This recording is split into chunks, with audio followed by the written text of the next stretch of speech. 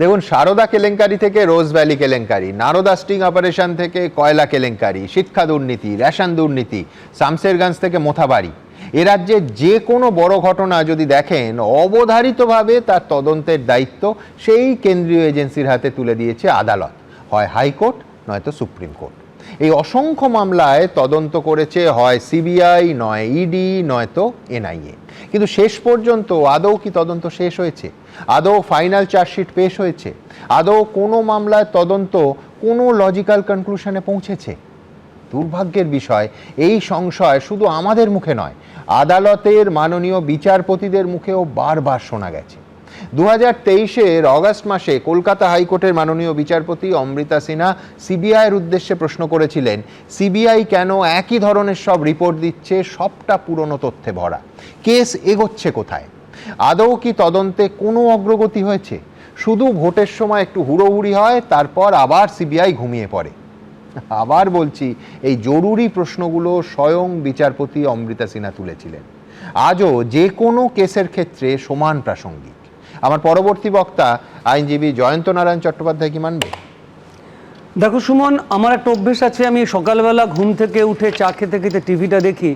যখনই আমি টিভি খুলি, যখনই না প্রায় দিনই আমি চমকে উঠি, মনে করি কোনো 5 স্টার হোটেলে বোধ হয় রেইড হয়েছে, ইডি, সিবিআই বা আইটি। পরে ভুল ভাঙে, ওটা 5 স্টার হোটেল নয়, ওটা শাসক দলের কোনো না কোনো নেতা, উপনেতা, শাখা নেতার বাড়ি। তোমার মনে আছে যে আনন্দবাজার পত্রিকা ধারাবাহিকভাবে তারা একটা পেজ তৈরি করেছিল, যেখানে এই শাসক দলের বিভিন্ন নেতাদের বাড়ির ছবি দিয়ে তারা দেখাতো যে কয়েক বছরে তাদের আয় কিভাবে ফুলে ফেঁপে উঠেছে এবং কত বড় বড় তারা বাড়ি করেছেন, দুর্গের মতো গেট, 3 তলা 4 তলা বাড়ি। আমি ভাবি তারা করেন কি করে? আমরা সারাদিন খেটে তো যাই হোক, সে কথা যাচ্ছি না। এবারে আমি তোমাকে বলি, হ্যাঁ এটা কিন্তু ঠিক যে মাঝে মাঝে আমিও একটা সেটিংয়ের গন্ধ পাই, যে এই যে তদন্ত হয়, তদন্ত হয়ে কি হয়? এই ঘরে ঢুকে গেল, প্রচুর ফাইল নিয়ে বেরিয়ে এলো, তারপর কি? তারপর আবার অপেক্ষা করতে হয়, আবার কবে ঘুম ঘুম চোখে আমি আবার একটা রেইড দেখবো।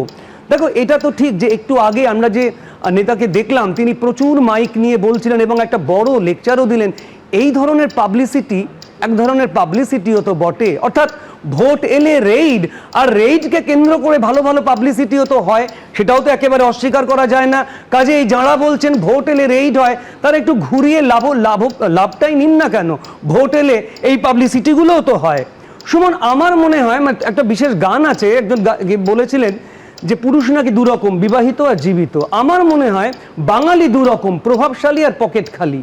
যদি প্রভাবশালী হয় তাহলে তিনি যে কোনো মুহূর্তে যে কোনো জায়গায় ঢুকে গিয়ে সবুজ ফাইল নিয়ে আসতে পারেন এবং ঠিক সময় ঠিক ফাইলটা আনেন। তিনি মিডিয়ার সামনে বলতে পারেন যে আমাদের গুরুত্বপূর্ণ নথি নাকি তারা চুরি করে নিয়েছিল, তারপর কিছুই হয় না। মামলা single bench, division bench, supreme court, supreme court, supreme court, কোটিশো কোটি টাকা ব্যয়, বড় বড় উকিলবাবুরা দাঁড়ান এবং কোটি কোটি টাকার আমরা দেখি যে 52 কোটি টাকাতে একজন উকিলবাবু নাকি নিয়েছেন পশ্চিমবঙ্গ সরকারের হয়ে মামলা করতে, আমরা সেগুলো জানলাম। আরও আবার দেখি কখনো কখনো ফোন ছুঁড়ে পুকুরে ফেলে দেন, এটাও আমরা দেখি, আমরা অবাক হই। আবার এটাও দেখেছি, অস্বীকার করব না, যে একজন সাংসদের বাড়িতে একটা রেইড চলাকালীন যে ইনভেস্টিগেটিং অফিসার এসেছিলেন, তিনি মেল চালাচালি করছিলেন তার মেয়ের স্কুলে বা কলেজে, তারপর তাকে নাকি সরিয়ে দেওয়া হয় রেডে স্পটে বসে। অর্থাৎ এরকমও আমরা দেখেছি। আবার যাদের পকেট খালি, তাদের বাড়িতে পুলিশ যখন তখন ঢুকতে পারে, টেনে হিঁচড়ে বের করে নিয়ে যেতে পারে, মিডিয়া আসে, তার বউ বাজার যেতে পারে না, বাচ্চা স্কুলে যেতে পারে না, লজ্জার এক শেষ। আর এরা যারা প্রভাবশালী, তাদের আবার কি? আজকেই তো দেখলাম সকালবেলা অনুরাগীরা চলে এলেন, অনুরাগীরা এসে ব্যান্ড নিয়ে বসে গেছেন, তারা আন্দোলন করছেন। চমৎকার প্রচার তো ভাই। তো আমরা যদি সাধারণ মানুষ এটাকে সেটিং বলে মনে করি, তাহলে ভুলটা কি? তোমাকে আমি মনে করাবো সুমন, এদের যদি ইডি, সিবিআই, আইটি থাকে, আরেক দলের তালে আছে রাজ্য পুলিশ, কলকাতা পুলিশ এবং সিআইডি। মনে রেখো, 2011 সালে পালা বদলের পর 23,000 পার্টি অফিস শুধু ভাঙা হয়নি, তারপরে কয়েক লক্ষ মানুষকে মিথ্যে মামলা দেওয়া হয়েছে এবং সেই মিথ্যে মামলা নিয়ে আজও আমরা আদালত থেকে আদালতে ঘরে দৌড়ঝাঁপ করে বেড়াচ্ছি। আরেকটা কথা বলা প্রয়োজন, এটা বলতেই হবে যে ভোট এলে এইভাবে ইডি, সিবিআই এর দৌরাত্ম্য যারা ওই ভারত ভ্রমণে বেরোন বা আগের ইতিহাস 34 বছরের খোঁজেন আমরা কিন্তু দেখিনি, অন্তত বাম জমানায় ঘরে ঘরে ঢুকে এ ধরনের রেইড আমরা দেখিনি। সেটা হয়তো 34 বছর তাদের প্রয়োজন হয়নি, এনারা 15 বছরে ওই জাপাই লুটেনি টাইপের হওয়াতে এই ধরনের রেইডের আধিক্য। সুমন, একটা কথা বলবো যে দেখো, সব অফিসার খারাপ আমি বিশ্বাস করি না, সব এজেন্সি খারাপ এটাও বিশ্বাস করি না, কিন্তু এজেন্সিগুলিকে তো স্বাধীনভাবে কাজ করতে দিতে হবে। আমি দেখেছি, আমার মনে আছে, তোমারও মনে আছে, একজন নেতা তাকে ধুতি তুলে পালাতে দেখেছিলাম ধান ক্ষেতের ওপর দিয়ে। মহামান্য বিচারপতি গিরিশ গুপ্ত ডিভিশন বেঞ্চ একটি 302 মামলায় তার অ্যান্টিসিপেটরি বেল নাকচ করেছিল। তারপর আমরা তাকে দেখেছি দলবদল করে সেখানকার যে এসপি ছিলেন তিনি মামা বলতেন একজনকে, তার পাশে বসে তিনি মিটিং করছেন। এগুলো তো দেখেছি।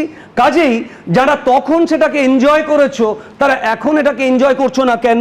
যে কথা বলছিলাম সুমন, স্বাধীনভাবে যদি কাজ করতে দেওয়া যায়, যদি এই এজেন্সিগুলিকে পলিটিক্যাল টুল হিসেবে ব্যবহার না করা হয়, তাহলে বোধহয় আমাদের দেশ আরো অনেক এগিয়ে যাবে। একদম। আমি এই কেন্দ্র এবং রাজ্যের এজেন্সি আলাদা করে আলোচনা আসবো, কিন্তু তার আগে চমৎকার একটা কয়েনেজ আজকের জন্ম দিল জয়ন্ত নারায়ণ, সেটা হচ্ছে বাঙালি দু প্রকার, পকেট খালি আর প্রভাবশালী। কিষাণু, দেখো, এটা তো হতেই পারে যে যার নিজের মতো ব্যাখ্যা করবে, কিন্তু কয়েকটা তথ্যগত আমার মনে হয় আর একটু সমৃদ্ধ হওয়া দরকার আছে। সরলা মাহেশ্বরী আমাদের এখানকারই তো এমপি ছিলেন, তারও বোধহয় সিবিআই টিবিআই রেড হয়েছিল, টাকা পয়সা আমরা বাজেয়াপ্ত হয়েছিলাম, যদিও সেটা সোশ্যাল মিডিয়া বা মিডিয়ার যুগ ছিল না। আরেকটা এখানে কথা বলা হলো যে আরেকজন ক্রীড়াবিদ সাংসদ ছিলেন, তার অনেক উদাহরণ আছে, স্বামীর ক্ষেত্রে ভয়ঙ্কর অপরাধের উদাহরণ। আমাদের এই আমি 200টা দিয়ে দেব, যে আস্তে আস্তে বাইপাসের ধার দিয়ে এলাম, এখান দিয়ে এলাম যে সল্টলেকে যে আমাদের যুব ভারতী ক্রীড়াঙ্গন, সেখানে তো খেলাধুলার উপর, সেখান থেকে নটোরিয়াস ক্রিমিনালরা তারা গ্রেপ্তার হয়েছেন, এবং সেই ওখানে কিভাবে ছিলেন, কতদিন ধরে ছিলেন, কেন ছিলেন, কার আশীর্বাদে ছিলেন, সেটাও ছিল। সংখ্যা আর মাত্রা দুটোরই তফাৎ আছে। হতেই পারে, বললাম তো, যে যা সেটা কার কি প্রেরোগেটিভ, কার কি এজেন্ডা, কে কোনটাকে তুলবে কোনটাকে চাপবে। আজকে লালু প্রসাদ যাদবের কথা সায়ন্তন একটু আগে বলছিল, তো আরেকজন মুখ্যমন্ত্রী, সেও কনভিক্টেড, সে কিন্তু অভিযুক্ত নয়, কনভিক্টেড, ওম প্রকাশ চৌটালা, তার সাথে ঘর করতে, সরকার গঠন করতে, অ্যালায়েন্স গভর্নমেন্ট করতে তাদের বিজেপির আপত্তি হয়নি। সুতরাং এইগুলো তো হয়। আমি জয়ন্তদার কথা শুনছিলাম, 34 বছর, কৃষাণু 15 বছর, বিভিন্ন বিষয় নিয়ে হচ্ছে। আমি একটা অদ্ভুত উদাহরণ দেবো। জননী ইটভাটা কথাটা মনে আছে? একদম। জননী ইটভাটা মনে আছে তো? কি হয়েছিল? জননী ইটভাটা সিআইডি সেখান থেকে গ্রেফতার করা হয়েছিল। জননী ইটভাটা থেকে কয়েকজন অপরাধীকে গ্রেফতার করেছিল, যারা নন্দীগ্রাম অভিযানে গেছিল। সিপিএম এর নেতাদের কথায় তার প্রধান পান্ডা কে ছিল একজন সেলিম বলে একজন। কে সেলিম? মগরাহাটের ডাকাত, কুখ্যাত ডাকাত।